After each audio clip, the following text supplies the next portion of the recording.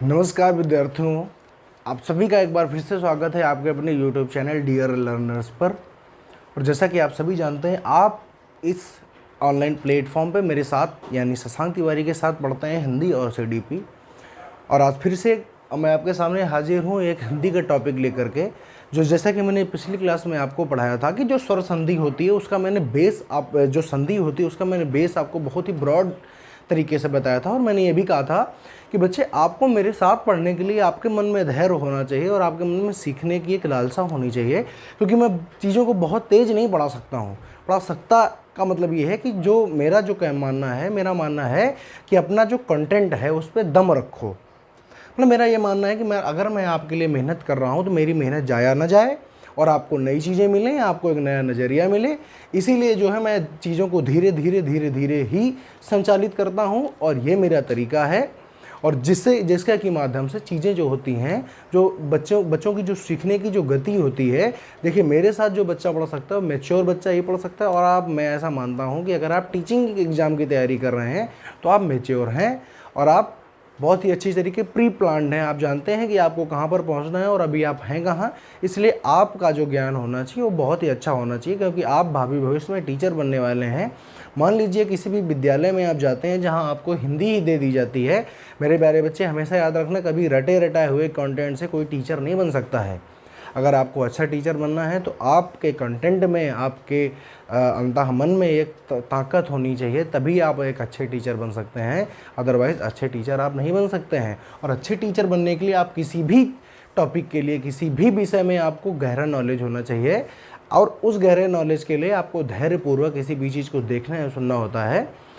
तो मैंने आपको पिछली बार में बताया था कि जो स्वर संधि होती है प्यारे बच्चे, उसमें क्या होता है। देखिए छोटा सा मैं एक बता देता हूँ। स्वर संधि में मैंने आपको बताया जो स्वर संधि होती है उसमें स्वर और स्वर ही जुड़ते हैं और स्वर जुड़ करके कितने प्रकार के कॉम्बिनेशन बनाते हैं। तो आपने कहा था एक स्वर अगर एक जो स्वर होता है वो 11 बार जुड़ता है खुद के साथ और अपने 10 अदर के साथ में। अगर कोई एक स्वर 11 बार जुड़ता है तो अगर हम 11 स्वरों की बात करें तो आपने कहा था 11 गुणते 11 बराबर 121 कॉम्बिनेशन बनाएगा, 121 बार जुड़ेगा।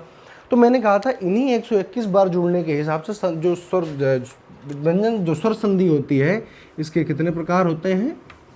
तो ये बातें आपने समझ ली थी, समझिए। तो इसी के आधार पर जो हमारी स्वर संधि होती है इसके जो प्रकार होते हैं, एक मिनट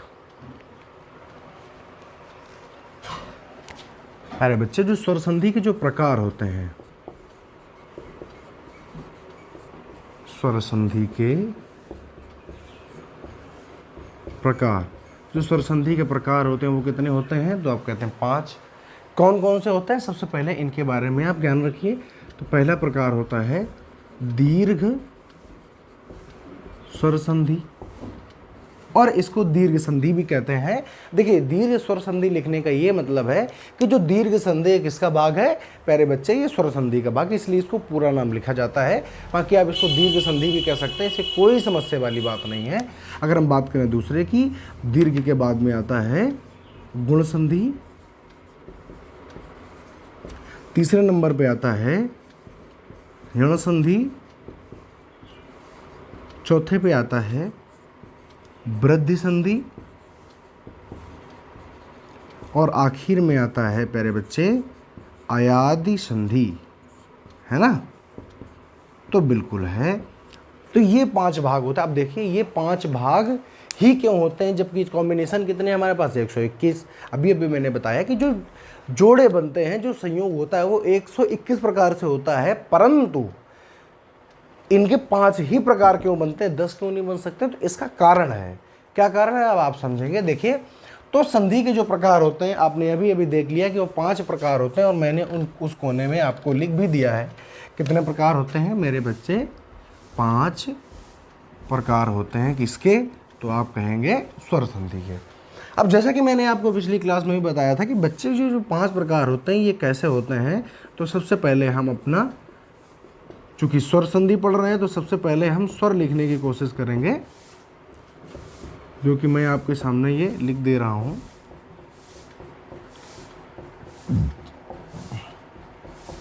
लिख दिया, तो बिल्कुल लिख दिया। अब देखिए समझिएगा, अब अगर हम यहाँ से कॉम्बिनेशन बनाने की कोशिश करें, जैसे कि देखिए अपना छोटा आ है, ठीक, ये 11 प्रकार से कॉम्बिनेशन बनाता है। तो मैंने कहा जो छोटा आ है सबसे पहले इसने खुद के साथ कॉम्बिनेशन बनाया, आपने कहा बिल्कुल सही है। फिर क्या किया, इसने अपने पड़ोसी के साथ में कॉम्बिनेशन बना लिया, आपने कहा बिल्कुल सही है। तो इसके दो कॉम्बिनेशन हो गए, एक खुद के साथ और एक अपने बगल वाले के साथ में।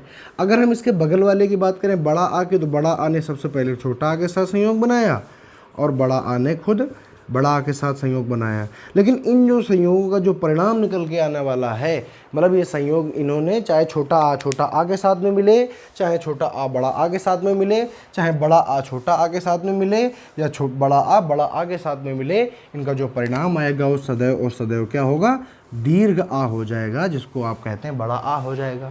कोई समस्या? तो आपने कहा सर बिल्कुल समस्या नहीं है। तो यहाँ से मैंने आपसे कहा कि देखिए आ ने दो कॉम्बिनेशन बना लिए, छोटा आ ने दो कॉम्बिनेशन बना लिए, बड़ा आ ने भी दो कॉम्बिनेशन, मतलब इनके भी 9 कॉम्बिनेशन बकाया है। भाई 11 बनाने हैं, 2 बना लिए।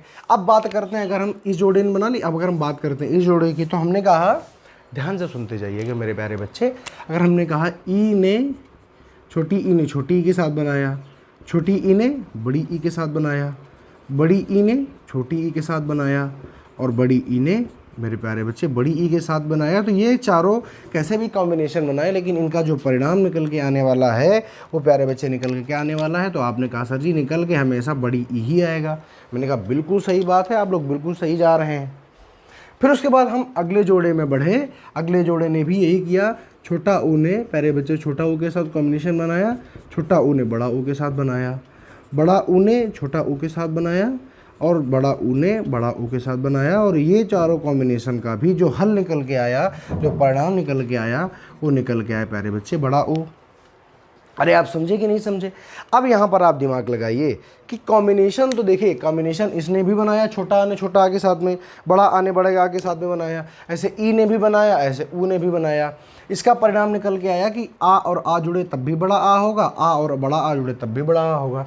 यहाँ पर भी इन चारों कॉम्बिनेशन का एक है मतलब निकल के आया, इनका भी एक है परिणाम निकल। इसका मतलब है कि प्रथम वर्ण के अंतिम में ऊ हो और प्रथम और द्वितीय वर्ण के शुरुआत में छोटा ऊ हो, और इसके लास्ट में भी छोटा ऊ हो, तो दोनों मिलकर क्या बनाएंगे, बड़ा ऊ बना लेंगे। अगर यहाँ पर बात करें कि छोटा ऊ और बड़ा ऊ मिल जाए तब भी बड़ा ऊ बनेगा। तो क्या हम बच्चे इसको ऐसे नहीं लिख सकते हैं? ज़रा समझिएगा, क्या मैं इसको लिखने का तरीका ये नहीं हो सकता है कि आ ऑब्लिक आ, अगर आ और ऑब्लिक आ के साथ में संयोग बनाता है तो बड़ा आ हो जाता है? क्या इसमें कोई दिक्कत है? अगर छोटा आ ने इसके साथ संयोग किया तब भी ये बनेगा, इसने इसके साथ संयोग किया तब भी ऐसे, इसने इसके साथ संयोग किया और इसी ने इसी के साथ संयोग किया, बड़ा आ ने छोटा आ के साथ संयोग किया और बड़ा आ ने बड़ा आ के साथ संयोग किया। लेकिन प्यारे बच्चे इनका सबका जो परिणाम निकल के आया वो क्या निकल के आया, तो वो निकल के आया बड़ा आ। तो चाहे इसको ऐसे वो करके लिखो और चाहे इसको ऐसे लिख दो। बताइए मेरे प्यारे बच्चे, बात तो एक ही है ना भाई। इसको देख, लिखने का तरीका एक ये भी हो सकता है और लिखने का तरीका एक ये भी हो सकता है। ऐसे इसको लिखने का तरीका एक ये हो सकता है और दूसरा क्या हो सकता है, दूसरा तरीका देखें तो दूसरा एक और तरीका हो सकता है। यहाँ से हमने इसको हटा दिया,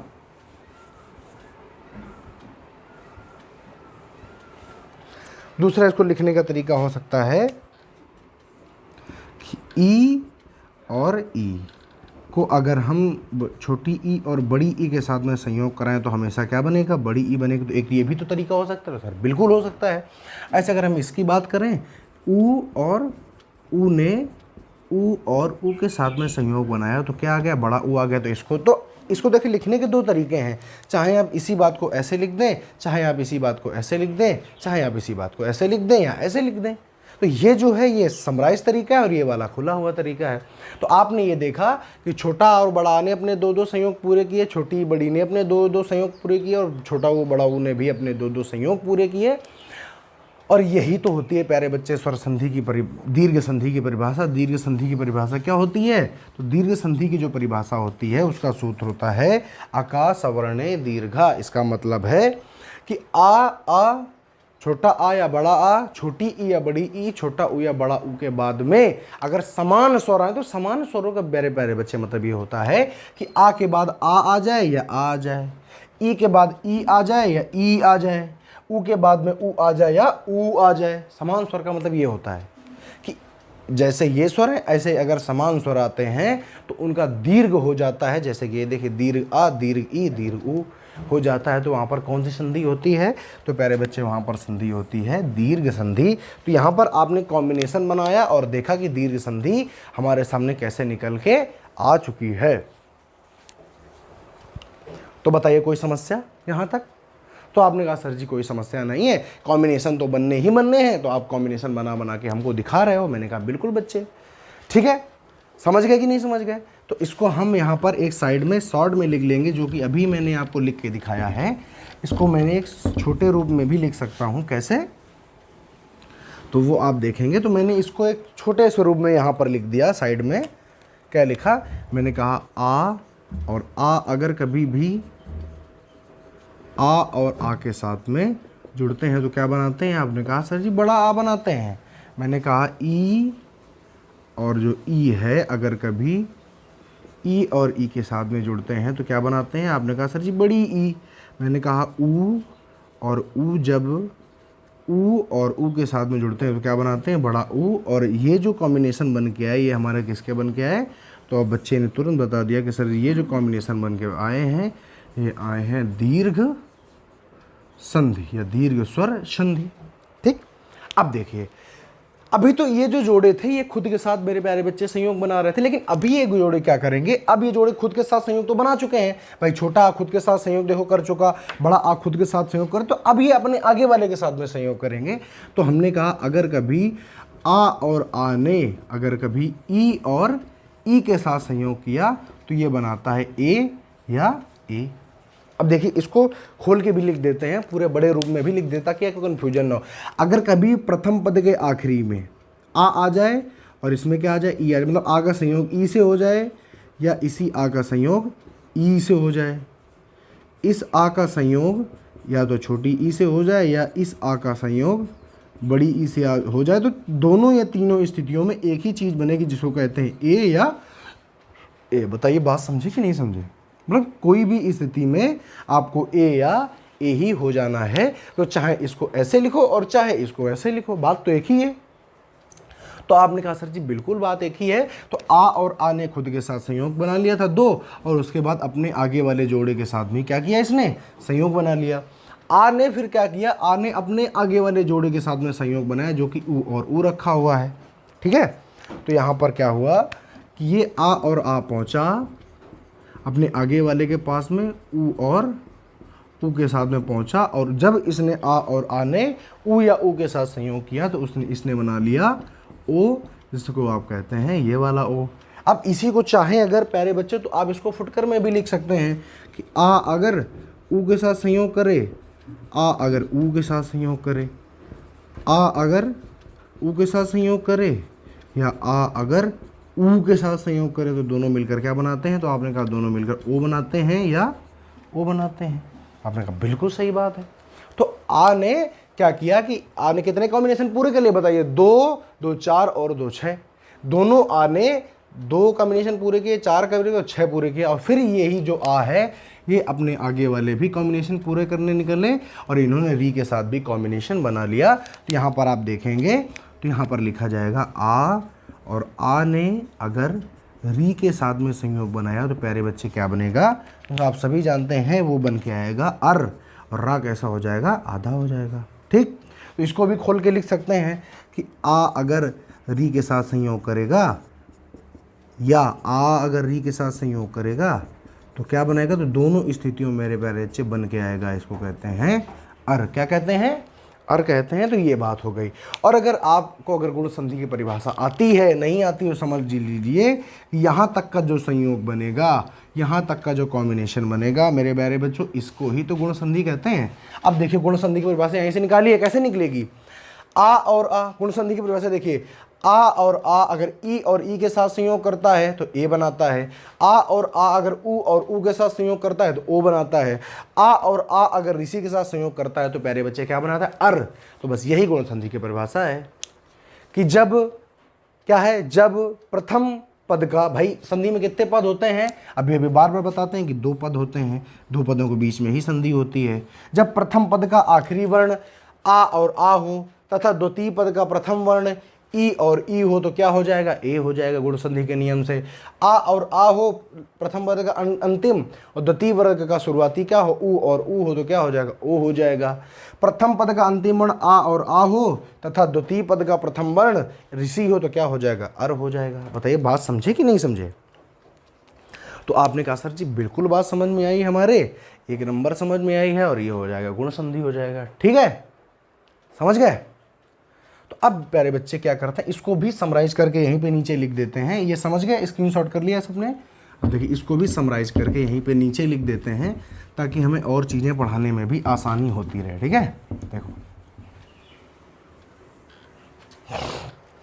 तो इसको भी यहीं पर हम कोने में लिख देते हैं कि आ और आ ने जब संयोग किया ई और ई के साथ में तो क्या बनाया, तो आपने कहा तब बना लिया ए, या ऐसी इसकी मात्रा लगती ऐसे ए।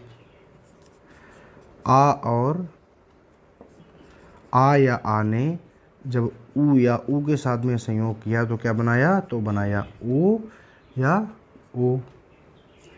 फिर मैंने कहा आ और आ ने अगर संयोग किया इसके साथ में ऋषि के साथ में तो इसने क्या बनाया, तो इसने बना लिया अर। और इसी को क्या कहते हैं, तो प्यारे बच्चे इसी को कहते हैं गुण संधि। क्या कहते हैं, गुण संधि। पता है, समझे कि नहीं, तो बिल्कुल समझे। अब हम बात करते हैं आगे की। देखिए आ और आ यहाँ तक संयोग बना चुका था। अब आ ने क्या किया, इस जोड़े के साथ में संयोग बनाने की कोशिश की। तो यहाँ पर मैंने लिखा, क्या लिखा देखिए समझिए, मैंने लिखा जब आ और आ ने जब ए या ए के साथ में संयोग किया तब भी बनाया क्या, ए, और इसकी मात्रा चढ़ती है ऐसे। अगर इसको आप खुले रूप में लिखने की कोशिश करें तो आप लिखेंगे कि आ जब संयोग करता है ए के साथ में, या आ जब संयोग करता है ए के साथ में। फिर आप कहेंगे आ जब संयोग करता है ए के साथ में, या आ जब संयोग करता है ए के साथ में। तो बनाता क्या है, तो हर परिस्थिति में आपका एक ही चीज़ बन के सामने आती है जिसको कहते हैं ए, या इसी को ऐसे लिख देते हैं। समझे कि नहीं समझे, तो बिल्कुल समझ गए। अब लास्ट जो बचा था इसने क्या किया, आ और आ ने इस जोड़े के साथ में संयोग कर लिया। देखिए कैसे संयोग करेगा, तो इसने क्या किया, हमने कहा जब आ और आ ने संयोग किसके साथ में किया, तो आपने कहा ओ और औ के साथ में संयोग किया तो बनाया क्या, तो बना लिया ओ, या इसको हम ऐसे भी लिखते हैं। लिखा कि नहीं लिखा, सर बिल्कुल लिखा। तो इसको अगर खोल के लिखने की कोशिश करें, आ ने अगर ओ के साथ संयोग किया, या आ ने ओ के साथ संयोग किया, आ ने ओ के साथ संयोग किया और आ ने ओ के साथ संयोग किया, तो हर परिस्थिति में बना क्या, तो एक ही चीज़ बनी है जो कि है ओ, जिसको आप इस प्रकार से लिखते हैं। तो प्यारे बच्चे ज़रा यहाँ पर देख के बताइए, ये जो मैंने आपको कॉम्बिनेशन बनाया या अभी अभी बताया, कि आप इसको वृद्धि संधि नहीं कह दोगे, तो आपने कहा सर बिल्कुल कह देंगे। आप वृद्धि संधि की परिभाषा बताइए। तो जिस संधि में प्रथम पद का आखिरी वर्ण आ और आ हो और द्वितीय वर्ण ए और ए हो तो ए हो जाता है। प्रथम वर्ण आ और आ तथा द्वितीय वर्ण ओ और ओ हो तो ओ हो जाता है। बात खत्म हो गई। हर परिस्थिति में या तो ए बनेगा और या तो ओ बनेगा। आ के साथ में ए आएगा तब भी ओ बनेगा, आ के साथ में ए आएगा तब भी ओ बनेगा, आ के साथ में ए आएगा तब भी ए, और आ के साथ में ए आएगा तब भी ए, आ के साथ में ओ आएगा तब भी ओ, आ के साथ में ओ आएगा तब भी ओ बनेगा। अरे समझे कि नहीं समझे। तो ये भी देखो, आप देख रहे होंगे यहाँ पर मैंने आपको कोई परिभाषा नहीं बताई है, मैंने आपको कोई लिखने का कोई तरीका नहीं बताया है। सिर्फ मैंने आपको बताया है कि जो मैं आपको बता रहा हूँ वो तरीका समझिए आप, और अगर आपको तरीका आ गया तो आप संधि से निजात पा जाएंगे। कभी आपको रटने की कोई भी आवश्यकता नहीं पड़ेगी। यही मैंने आपको बोला था। स्क्रीनशॉट किया, यहाँ पर मैं इसको रब कर देता हूँ और इसी बोर्ड पे हम यहाँ पर लिख देते हैं प्यारे बच्चे। क्या लिख देते हैं, अभी अभी मैंने आपको क्या समझाया, तो अभी अभी मैंने आपको समझाया, यहाँ पर नीचे लिख देते हैं। मैंने आपको अभी अभी एक चीज़ समझाई है। क्या मैंने कहा है कि अगर आ और आ अगर ए या ए के साथ में संयोग करेंगे तो बनाते क्या हैं, तो ये बनाते हैं ए ऐसे। आ और आ अगर ओ और औ के साथ में संयोग करते हैं तो बनाते हैं औ ये। और ये कौन सी संधि हो गई प्यारे बच्चे? ये हो गई आपकी वृद्धि संधि। ठीक, लिख लिया आपने? कहा बिल्कुल सही है। अब देखो जो आ और आ था इसने अपने पूरे कॉम्बिनेशन क्या करें पूरे, देखो 2 2 4 2 6 2 2 4 2 6 2 8 2 10 और 11, आगे कॉम्बिनेशन खत्म। अब कॉम्बिनेशन किसके बचे? ई। तो ई ने अपने 2 कॉम्बिनेशन पूरे कर लिए थे। ये देखिए ये 2 कॉम्बिनेशन पूरे कर, मतलब अब इसके पास 9 बचे हैं। तो अगर हम यहाँ पर लिखने की कोशिश करें ई और ई कितने के साथ संयोग कर सकता है, तो आपने कहा कि 9 स्वरों के साथ में संयोग कर सकता है। और प्यारे बच्चे अगर हम आपसे एक बात पूछें कि प्यारे बच्चे मुझे एक बात बताइए, ये जो 9 है ये ई और ई के समान है कि असमान है? ये जो 9 स्वर बचे हैं भाई, ई और ई ने अपने समान स्वरों के साथ कॉम्बिनेशन तो यहाँ पर कर लिया है। तो अगर हम आपसे पूछें ये जो ई और ई है, ये जो 9 स्वरों के साथ कॉम्बिनेशन करने जा रहा है, ये इसके समान है कि असमान? तो आप कहेंगे सर जी समान कैसे हो सकते हैं, समानों में तो ये देखो हो चुका है, इसका मतलब ये असमान है। तो क्या हम इन स्वरों को असमान स्वर नहीं लिख सकते हैं? तो आपने कहा सर बिल्कुल लिखिए, कोई दिक्कत नहीं है, असमान स्वर आप लिख लीजिए। हमने कहा ठीक है। ऐसे ही ऊ और, अब देखिए 11 पूरे हो गए, 2 यहाँ पर इसने बनाए ई और ई ने, और 9 ये तो 11 खत्म। ठीक, ऐसे ऊ और ऊ ने क्या किया, अपने खुद के साथ में तो बना रखे हैं, ये देखो खुद के साथ बना रखे हैं। बचे कितने? तो ये बचे हैं, इनके भी बचे हैं 9 स्वर, और इन्हीं स्वरों को ये भी ऊ के लिए कैसे असमान है, क्योंकि समान के साथ बना चुका है, तो ये भी इसके लिए हो जाएंगे असमान स्वर। ऐसे हम बात करें ऋषि की। अब ऋषि का चूंकि खुद का तो कोई है नहीं, देखो ऋषि केवल कैसी है, ह्रस्व है, दीर्घ तो कोई स्वर होता नहीं है।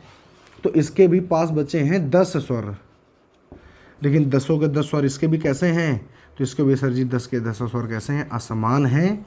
इसका मतलब है ये भी असमान। तो यहाँ पर आपको एक परिभाषा सुनने के लिए मिलेगी। देखिए ई और ई अगर खुद के साथ में संयोग करेगा तो बनाएगा बड़ी ई, लेकिन अगर किसी असमान के साथ में संयोग करेगा तो ये बनाता है या। क्या बनाता है? या। ऊ और ऊ अगर खुद के साथ में संयोग करेगा तो बनाएगा बड़ा ऊ, लेकिन किसी असमान के साथ में संयोग करेगा तो बनाएगा वा। रा और ऋषि भी किसी असमान के साथ में संयोग करेगी तो क्या बनाएगी? रा। तो अगर हम इसकी बात करें तो प्यारे बच्चे बताइए कौन सी संधि हो गई? तो आप कहेंगे सर जी ये हो गई यण संधि। कौन सी? तो आप कहेंगे ये हो गई यण संधि। बताइए समझे कि नहीं समझे? तो आपने कहा सर जी हम बिल्कुल समझ गए हैं, और हमको कोई भी दिक्कत नहीं है ये चीज़ समझने में कि ये यण संधि क्यों हो गई है, क्योंकि ई और ई ने अपने 2 कॉम्बिनेशन तो पूरे कर लिए थे इसने, और बाकी इसके बचे थे 9 कॉम्बिनेशन जो कि इसने यहाँ पर पूरे किए हैं, इसीलिए हो गए इसके लिए असमान। और जब कभी ई और ई के बाद में कोई भी असमान स्वर आ जाए, चाहे आ जाए, चाहे ई आ जाए, चाहे ऊ आ जाए, और हमेशा प्यारे बच्चे याद रखना, अगर ई और ई के बाद में 9 स्वर लिखें तो हमेशा याद रखो ई और ई प्रथम पद के अंतिम में आएगा, और ये जो असमान स्वर होंगे ये इसके बाद में आएंगे। क्योंकि आ, और अभी हमने आपको ये देखो लिखाया है कि आ और आ अगर पहले आ जाए, ई और ई बाद में आए तो क्या हो जाएगा? ए हो जाएगा। लेकिन ई और ई पहले लिखा हो, पहले का मतलब कहाँ लिखा हो? तो ये 1 पद और ये 2 पद, पहले का मतलब प्रथम पद के अंतिम में लिखा हो, और असमान कहाँ पे आए? द्वितीय पद के प्रथम में। प्रथम का मतलब यहाँ पर और द्वितीय का मतलब यहाँ पर। और जब यहाँ पर छोटी ई लिखी हो और इसके बाद में कोई भी असमान स्वर आ जाए तो आपको हमेशा क्या कर देना, या जैसे एक एग्जांपल दे देता हूँ, जैसे लिखा हुआ है प्रति और धन 1। देखिए यहाँ पर आप देख रहे हैं ता में क्या है, तो ता में छोटी ई है। अगर हम यहाँ से छोटी ई ले लें और यहाँ पर क्या लिखा हुआ है? ए। जैसे ही छोटी ई ने देखा कि यहाँ पर कौन सा स्वर असमान स्वर है, तुरंत ये या में बदल गई। और जब आप जानते हैं कि अगर इस ता से छोटी ई निकाल ली जाएगी, अगर किसी भी व्यंजन से स्वर को निकाल लिया जाता है तो क्या हो जाता है? वो हमेशा आधा बचता है। तो ये इस प्रकार से स्थिति बची है, और इस प्रकार से स्थिति बची थी और ये बन गया या। तो बताओ इसमें क्या हो जाएगा? तो हो जाएगा प्रत 1, क्योंकि जी ये जो ए की मात्रा ये तो लगेगी। यहाँ पर सिर्फ इतना देखा जाता है कि ई के बाद में अगर असमान स्वर है, असमान स्वर ए है, तो ई बन गया या, और ए की मात्रा अपना चढ़ा रहा तो ये बन गया प्रत्यय 1। समझे कि नहीं समझे? तो इस प्रकार से कॉम्बिनेशन होते हैं, जैसा कि मैंने अभी आपको यहाँ पर समझाने की कोशिश की है। समझ गए कि नहीं समझ गए? तो आप बोले बिल्कुल सर समझ गए, और इसको कहते हैं हम यण संधि।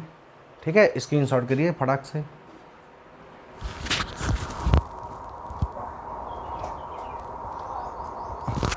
ठीक है, अब देखिए आगे। अब हमारे पास सिर्फ और सिर्फ एक प्रकार के ही कॉम्बिनेशन बचे हैं, तो इसको हम यहाँ से हटा देते हैं।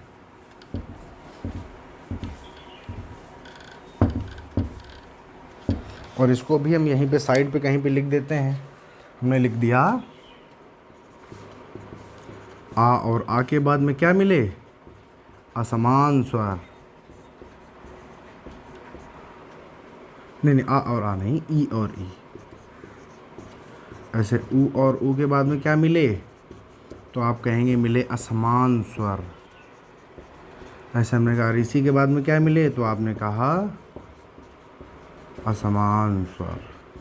और सब के बाद में जब असमान स्वर मिलेंगे, इसका क्या हो जाएगा, ई वाले का हो जाएगा या, इसका हो जाए ऊ वाले का हो जाएगा वाह, और इसका हो जाएगा रा। ठीक, अब हमारा लास्ट बच्चा देखिए, इसके भी पूरे हो गए, इसके भी पूरे हो गए, इसके अब इनके बचे हैं, तो बस इनका और लिख लेते हैं, बस उसके बाद ख़त्म होता है। तो कहते हैं ए और ए, इनके बाद अगर कोई असमान स्वर आ जाए, क्या आ जाए, इनके बाद कोई भी असमान स्वर आ जाए, इनको फुटकर करके लिखना पड़ेगा, 1 मिनट। अगर ए के बाद कोई असमान स्वर आ जाए, या ए के बाद में कोई असमान स्वर आ जाए, या ओ के बाद में कोई असमान स्वर आ जाए, या औ के बाद में कोई असमान स्वर आ जाए, तो बड़ा सीधा सा नियम होता है प्यारे बच्चे। अगर कोई असमान स्वर आ जाता है, अगर ए के बाद में आएगा तो बनेगा आए, ओ के इसके बाद में आएगा तो बनेगा आए, ओ के बाद में आएगा तो बनेगा अव, और इसके बाद में आएगा तो बनेगा आव। और ऐसे देखो, मैंने कहा है कि अगर ए के बाद में कोई असमान स्वर आ जाए, ए के बाद में कोई असमान स्वर आ जाए, ओ के बाद में कोई असमान स्वर आ जाए, या औ के बाद में कोई असमान स्वर आ जाए, जब ए के बाद में आएगा तो बनेगा अय, क्योंकि ये छोटा है तो अय बना, और अय होता है बड़ा तो आय बना, ओ होता है छोटा तो औ बना, और औ होता है छोटा तो आव बना। अगर इस हम संधि की बात करें तो बेटा इस संधि की बात क्या होती है, ये होती है अयादि संधि। अब बताइए 121 प्रकार के कॉम्बिनेशन खत्म हुए कि नहीं हुए, और इसी जब बताओ हर प्रकार के कॉम्बिनेशन जब खत्म हो गए हैं तो 5 ही प्रकार तो रहेंगे, 6 प्रकार कहाँ से हो सकते हैं, 7 प्रकार कैसे हो सकते हैं। तो यहाँ पर आपने देखा दीर्घ संधि, यहाँ पर देखा गुण संधि, यहाँ पर आपने देखा ये क्या है, ये है यण संधि, और ये आपने देखा क्या होती है अयादि संधि, और ये आपने देखा वृद्धि संधि। तो ये हमारी जो स्वर संधियाँ होती हैं ये 5 प्रकार की होती हैं बच्चों, और क्यों होती हैं, कैसे होती हैं, सारा का सारा डाटा मैंने आपके सामने एक बहुत ही ब्रीफली रखा है। अब देखिए, आपने स्क्रीनशॉट कर लिया, अब मैंने ये डाटा आपको बता दिया है, और ये मेरे हिसाब से आपको अगर ये डाटा समझ में आता है, मेरे हिसाब से मेरा 100% 101% एफर्ट रहा है कि ये जो डाटा है ये आपको आराम से दिमाग में समझ में आए।